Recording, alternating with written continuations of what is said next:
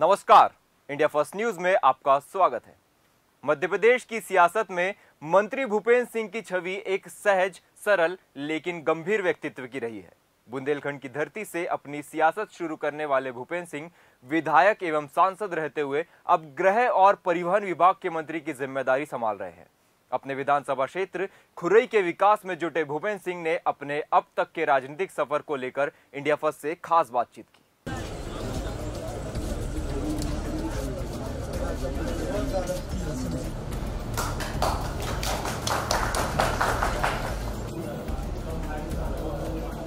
स्वच्छता अभियान में भाग लेंगे सभी पार्षद अपने वार्डों में 1 घंटे स्वच्छता के उसमें रहेंगे।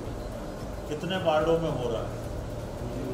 एक नहीं हो रहा भैया, एक भी वार्ड नहीं, कोई नहीं जा रहा। क्यों नहीं हो रहा? अपन खुद क्या कर रहे हैं? अपन सब बाकी सब बात तो करते ही हैं। अपन खुद क्या कर रहे हैं? एक भी वार्ड में नहीं। अब इसको रविवार से सबको बिल्कुल निवेदन है हमारा सबसे, रविवार से सभी को अपने अपने वार्डों में 1 घंटे स्वच्छता अभियान चलाना है। अपन चाहते हैं कि जैसा स्वच्छता में देश में इंदौर नगर निगम नंबर 1 पे आया, जैसा नगर पालिकाओं में भी मध्य प्रदेश में कम से कम नंबर 1 पे आ जाए। इसलिए हर रविवार को और हर रविवार को हम किसी न किसी वार्ड में साथ में रहेंगे। हर रविवार को जब हम बाहर नहीं रहेंगे, कोई आवश्यक काम है तो अलग बात है।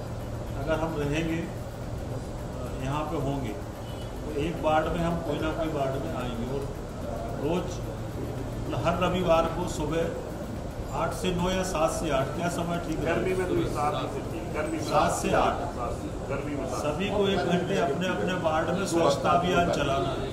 स्वच्छता अभियान का मतलब ये है कि कचरे की गाड़ी तो रहती है, अपन जहाँ पन्नी डली है, कागज़ डले हैं, पन्नी डली है, ये सब इकट्ठा करके और अपन को 1 घंटे सफाई करना है। भूपेंद्र सिंह जी, सबसे पहले जानना चाहेंगे सागर और आपका जो ताल्लुक रहा है काफ़ी पुराना रहा है, आपका जन्मस्थल है ये, लेकिन राजनीतिक जीवन में आने की शुरुआत कैसे हुई? सबसे पहले जो हमारी पार्टी की यूथ विंग है, भारतीय जनता युवा मोर्चा, पहले विद्यार्थी मोर्चा भी होता था, उसमें अनेक दायित्वों पर रहकर काम किया। सागर की जो हमारी टाउन इम्प्रूवमेंट ट्रस्ट है था, नगर सुधार न्यास सागर, उसका मैं पार्टी ने मुझे 90 में अध्यक्ष नॉमिनेट किया। अध्यक्ष के रूप में सागर नगर में काम किया और उसके बाद 93 में फिर पार्टी ने मुझे सुर्खी विधानसभा क्षेत्र से विधानसभा का टिकट दिया और वहाँ से मैं निर्वाचित हुआ। पार्टी ने लोकसभा का भी प्रत्याशी मुझे बनाया सागर से और मैं अपने जीवन की सबसे बड़ी सफलता जो मानता हूँ वो ये कि माननीय मुख्यमंत्री जी ने मुझे जो सिंहस्थ कुंभ होता है 12 वर्ष में एक बार होता है और मध्य प्रदेश में 12 वर्ष में होता है, और उसका मुझे इंचार्ज मिनिस्टर माननीय मुख्यमंत्री जी ने बनाया और मुझे अपने जीवन में इतना बड़ा काम करने का अवसर मिला और मुख्यमंत्री जी के नेतृत्व में सफलतापूर्वक कुंभ संपन्न हुआ। मेरे गृह मंत्री बनते ही जेल ब्रेक की घटना हुई और उसमें हम लोगों को 8 घंटे में सफलता मिली और इनकाउंटर में 8 जो आतंकवादी थे उनको मार गिराने में पुलिस को सफलता मिली। पैरेलल एक्सचेंज चल रहा था टेलीफोन का, जिसमें आतंकवादियों को मदद करके उनको सूचनाएं उपलब्ध कराई जाती थी। वो एक्सचेंज का पता लगाने का काम, फिर उसमें गिरफ्तारी का काम और एक राष्ट्र को जो आतंकवादियों से बड़ा खतरा था उसमें भी सफलता हम लोगों को मिली। और इसके साथ अभी पिछले दिनों जो एक ब्लास्ट हमारे यहाँ ट्रेन में हुआ था, मॉड्यूल था वो, उसमें भी हम लोगों ने 4 घंटे में 4 या 6 घंटे में, और उसमें भी जो लोग थे उनको भी पकड़ने में हम लोगों को सफलता मिली गृह मंत्री जी, वो फिर राजनीतिक जीवन की ओर रुख करेंगे। आपकी छवि बेहद सहज, सरल लेकिन एक गंभीर व्यक्तित्व की है। क्या इस पूरे राजनीतिक जीवन के दौरान कभी कोई ऐसा लम्हा आया जब आपको लगा कि नहीं, अभी राजनीति नहीं करनी है? कुछ भाव आपके उत्पन्न हुए? नहीं, ऐसा कभी नहीं लगा। देखिए, मैंने कभी राजनीति इस उद्देश्य से नहीं की कि राजनीति मेरा सब कुछ है। राजनीति सिर्फ इसलिए कि राजनीति के क्षेत्र में काम कर रहे हैं और राजनीति के माध्यम से लोगों के लिए काम करने का अवसर मिलता है, और इसलिए कभी मन में निराशा का भाव नहीं आया, कभी पद की अभिलाषा नहीं की कि ये पद मिल जाए, वो पद मिल जाए। सहज रूप से काम करते रहे और उसमें ईश्वर की कृपा कुछ ऐसी रही और पार्टी के नेताओं का विश्वास ऐसा रहा कि मेरे पूरे राजनीतिक जीवन में कभी ऐसा नहीं हुआ कि मेरे ऊपर कोई ना कोई दायित्व पार्टी का या जनप्रतिनिधि के रूप में ना रहा हो। आपने खुरई विधानसभा क्षेत्र को लेकर काफ़ी विकास योजनाएं चला रखी हैं। हमने लगातार देखा कि आप एक एक व्यक्ति से 1-to-1 मिलते हैं, लेकिन क्या कुछ और कार्य हैं जो आप खुरई के लिए अभी आने वाले दिनों में करना चाहते हैं?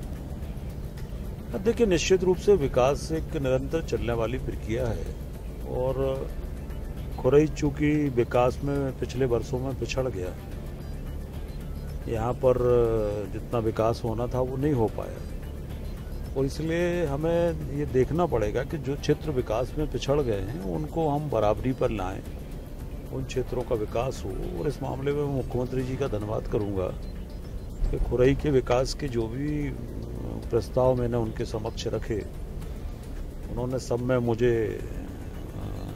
अपनी सहमति दी, स्वीकृति दी, आदेश किए, और उसका परिणाम ही है कि आज खुरई विधानसभा तेजी से विकास में आगे बढ़ा।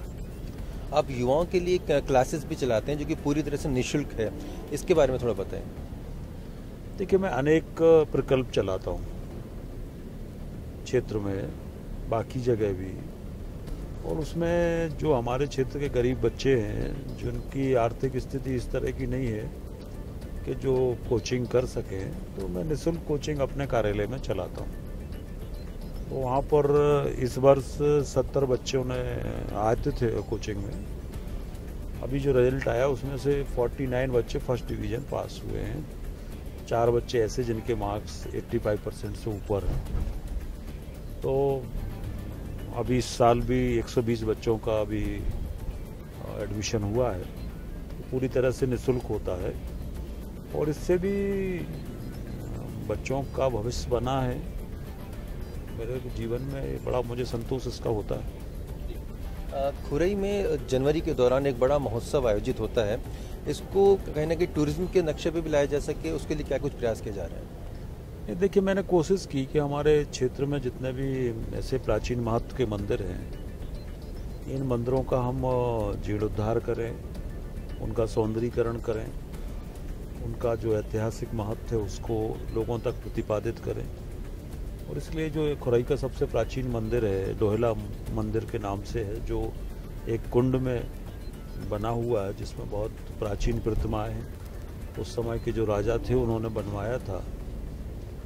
उसके सौंदर्यीकरण का कार्य हमने किया, उसका जीर्ण शीर्ण था जो भी था वो सब किया, निर्माण भी हुआ, सौंदर्यीकरण भी हुआ।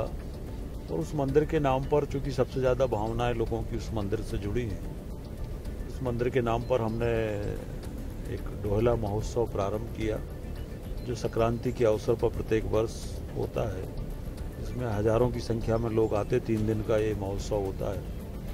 तो जो हमारी सांस्कृतिक परंपरा है, धार्मिक परंपरा है, उसको पुनर्जीवित करने का प्रयास हमने किया, और उसका बहुत अच्छा रिस्पांस लोगों का आया। आप अपना जन्मदिन एक खास अंदाज में भी बनाते हैं, रक्तदान यानी कि ब्लड डोनेशन के लिए लोगों को प्रोत्साहित करते हैं। किस तरह का आयोजन रहता है और किस प्रकार लोग इसमें भागीदारी करते हैं? देखिए, मैं चूँकि सार्वजनिक जीवन में हूँ, तो लोग स्वाभाविक रूप से हम नहीं भी मनाना चाहें जन्मदिन, तो लोग जन्मदिन मनाते हैं, अखबारों में देते हैं, मिठाई बांटते हैं, पटाखे चलाते हैं, फ्लैक्स छपवाते हैं, बाकी सब चीज़ें। तो मुझे लगा कि इससे हमारे जन्मदिन से समाज को क्या लाभ है। तो अगर हमारा जन्मदिन मनाना ही है तो हम लोग कुछ ऐसा करें जिससे समाज को लाभ हो। सोचते सोचते ये लगा कि हमारे यहाँ पिछड़ा इलाका है, गरीबी है और ब्लड ना मिलने के कारण लोगों को बहुत कठिनाई होती है। और इसलिए क्यों ना ब्लड डोनेशन शुरू किया जाए जन्मदिन पर।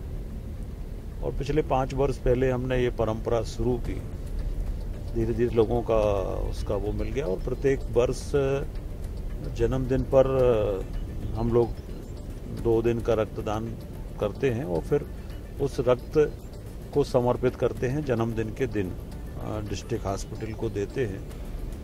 और अभी तक पिछले 5 वर्षों में लगभग 2400 यूनिट ब्लड हम डिस्ट्रिक्ट हॉस्पिटल को 2400-2700 ऐसा कुछ है, मुझे याद नहीं, अभी तक हम लोग डिस्ट्रिक्ट हॉस्पिटल को हर वर्ष देते हैं। इस साल भी अभी आज भी ये चल रहा है और अभी तक 800 यूनिट का कलेक्शन ब्लड का अभी तक हो गया। हमारे वजन में तो मुश्किल से 200 यूनिट लगता है, पर वजन से कई गुना ज़्यादा ब्लड डोनेशन।